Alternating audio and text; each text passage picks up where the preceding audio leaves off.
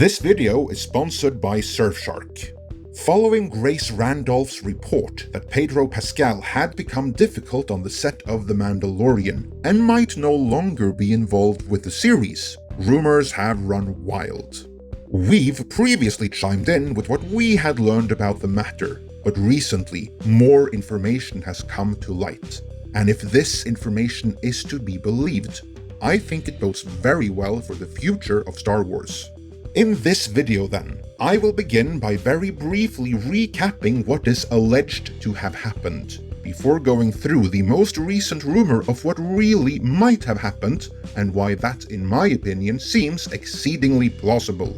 Then I'll give my take on why the solution they appear to have found is the perfect one, and why it alone signifies that Star Wars is in much better hands under the stewardship of Jon Favreau and Dave Filoni than it ever was under Kathleen Kennedy.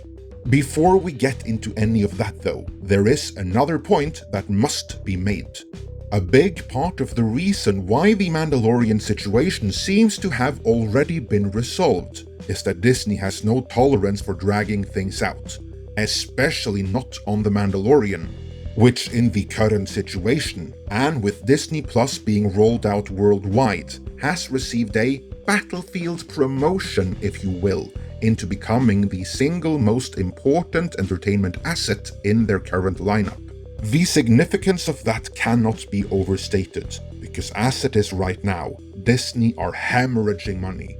Other corporations, however, like the big IT corporations, are doing better than ever, because you're online more and you're leaving your digital footprints all over the place. That's your data, which reveals who you are and your preferences on just about anything, and it's being collected and sold to third parties. You need to protect your data, and the best way to do that is by using a VPN, such as the one delivered by this video sponsor, Surfshark. A VPN, or Virtual Private Network, is a privacy protection tool which guarantees instant online safety. Surfshark encrypts all the data sent via the internet so that no one can obtain or steal your data, including usernames, passwords, and private messages. On top of that, Surfshark allows you to bypass geo-blocking restrictions by changing the country you access the internet from, which also gives you access to 15 different Netflix libraries by simply changing your virtual location. One of the advantages with Surfshark over many other VPN providers is that it allows one account to be used on unlimited devices. That's part of the reason why Surfshark is the VPN of our choice. And it gets even better. If you type in the code MIDNIGHT when ordering, that triggers an exclusive offer in which you get 83% off the normal list price, plus 3 extra months for free. Surfshark also offers a 30-day money-back guarantee, so there's no risk in trying it out. Do check out the link in the description below for further details and to order. With that out of the way, let's recap what the Pedro Pascal situation is all about. To briefly recap the rumors, Grace Randolph broke the scoop that during the filming of the second season of The Mandalorian, Pedro Pascal had gotten difficult and started acting out on set. Allegedly, he demanded rewrites to give him more scenes without the helmet, and he petitioned the series' creative team to get it. But their answer was no. He was then said to have gone straight to the tops of Lucasfilm hoping they would intervene on his behalf. Not only did that not help, the response from the Mando team was said to be, you know what, you should just go. And so he did. Another account we came across, independently of Grace Randolph, told much the same story, but with greater emphasis on that Pascal was shown the door, implication being that he had been fired. However, there was no outwardly evidence that any of this was true, so it all seemed like a big nothing burger, especially since our sources couldn't offer up any more detail. They could, however, also not rule anything out, because something reportedly did go down behind the scenes. It's just that hardly anyone knows any details. But someone out there does know, and one who allegedly did, decided to let our good friend Dictor van Doomcock in on the secret.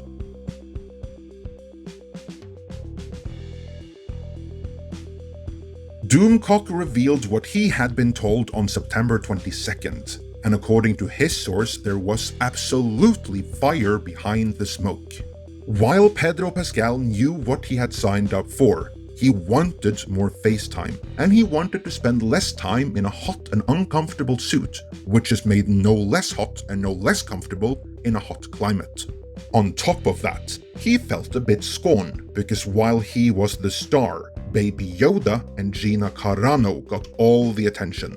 He had taken this all up with Favreau and Filoni, but as per the initial report, to no avail. Then one day, George Lucas visited the set, as he is prone to do, and then Pascal approached him directly, hoping the man himself could put in a word on his behalf. About that, I can see how, in the retelling, George Lucas became Lucasfilm, which never made much sense. Either way, the answer was still no. And that's allegedly when Pascal started really acting up on set, making the shoot a nightmare for everyone, after which he was told to get off the set. And he stayed off the set. But, as Doomcock's source said, a solution was found, which echoes the initial claim by Grace Randolph, namely that Disney had found a solution they were confident in. Since Favreau and Filoni aren't planning on much face time for The Mandalorian anyway, Pedro Pascal's corporeal presence isn't really required for the shoot. All they really need is his voice. That is what this solution boils down to.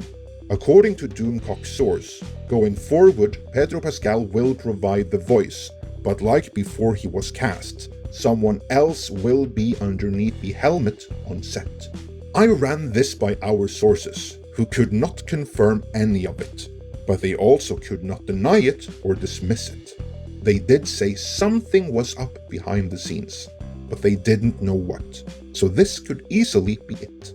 As they pointed out though, if this is true, it's something that by and large can be kept under wraps, and should it get out, it's not really a story, because much of Season 1 also had Pascal merely providing the voice, while a stand-in was wearing the armor on screen.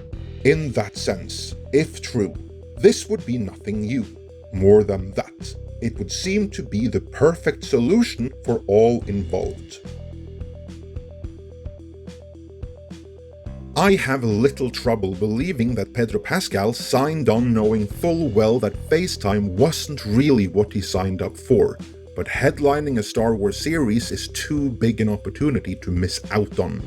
And one can always hope the requirements of the job changes.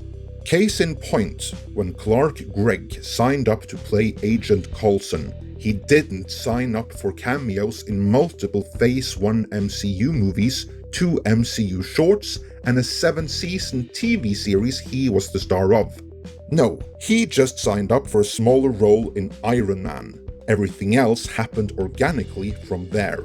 Likewise, I would be inclined to believe that Pedro Pascal hoped against hope that Season 2 would organically give him more FaceTime, even if that wasn't part of the deal. And I certainly have no trouble believing he was none too pleased about being upstaged by both Gina Carano and Baby Yoda, better known as the real stars of the show. There is precedent for that. Consider Alf, the beloved 80s sitcom. It brought joy to millions of audiences all over the world, but behind the scenes, it didn't bring any joy to anyone. On the contrary, it was a nightmare. Despite having steady employment and a fat paycheck for years, the actors hated that job. They hated being on a set made to fit the requirements of the puppeteers. And they really hated being upstaged by a puppet, even if all of that was part of the deal they signed on to. As for Pedro Pascal, if this indeed is accurate, which I'm inclined to believe it might be, then this works out great. This way, Pascal gets to keep his job and his Star Wars credit while he's free to pursue other gigs offering more in the way of FaceTime, while the production gets to keep his voice, plus they don't have to deal with his antics on set. As an added bonus for the industry and society at large, this also calls for someone else to be in the Mandalorian costume on set, meaning a job for someone who otherwise might not have had one. An elegant solution all around. But there is another bright side here, albeit implied, and it has to do with the future of Star Wars. Daisy Ridley recently made headlines, not just for claiming that Star Wars had been an anchor on her career, a career she might not have had without Star Wars in the first place, but that's neither here nor there, but also for confirming to the world what we all knew. There never was a plan for Disney's Star Wars sequel trilogy. And if there was, it went through so many and so frequent changes, it wasn't a plan anyway. We have always maintained that between Bob Iger, Kathleen Kennedy, and J.J. Abrams, there was at the very least an idea of where to go. But the moment The Force Awakens was a hit, and Iger shifted his focus elsewhere. Kathleen Kennedy used her power to scrap that plan, and instead enable Rian Johnson to subvert expectations and make Star Wars all about platform first with The Last Jedi. If only they had stuck to the plan they had, however vague it might have been, things might have been different for Star Wars. But they didn't, so here we are. Star Wars is in the gutter, Kathleen Kennedy is on her way out the door, and Favreau is, by all accounts, at the very least, the interim sheriff in town. In my book, he has passed the Pedro Pascal test with flying colors. In refusing to cater to the demands of an actor wanting more face time, demands that by conventional standards seem reasonable and that most showrunners certainly would have taken into account. Favreau and his second-in-command, Dave Filoni, demonstrate that they know where they're going. They do have a plan, and Mando FaceTime evidently isn't part of it. Rather than changing the plan to appease an actor who wants more than he signed on for, they stuck with their plan. To which I say, good. The actor is obviously interested in furthering his career, which is understandable, but the showrunners have a story to prioritize. And in the bigger scheme of things, they have to revitalize Star Wars. That requires having a plan and sticking to it. If the actor doesn't like it, so be it. Case in point, Rian Johnson didn't like the plan for the Star Wars sequel trilogy, but Kathleen Kennedy throwing it out the window so Rian could subvert expectations didn't work out so well. That Favreau and Filoni won't fold to pressure many other showrunners would have been tempted to give into tells me that these are the right people in the right place. Their plan is sure to include many awesome things, such as Thrawn, according to Mikey Sutton. So yes, do stick with the plan. Let me know your thoughts on all of this in the comments, and be sure to claim 83% off the normal list price, plus get 3 extra months for free of Surfshark VPN. Go to the link in the description, type in the code MIDNIGHT, and order now.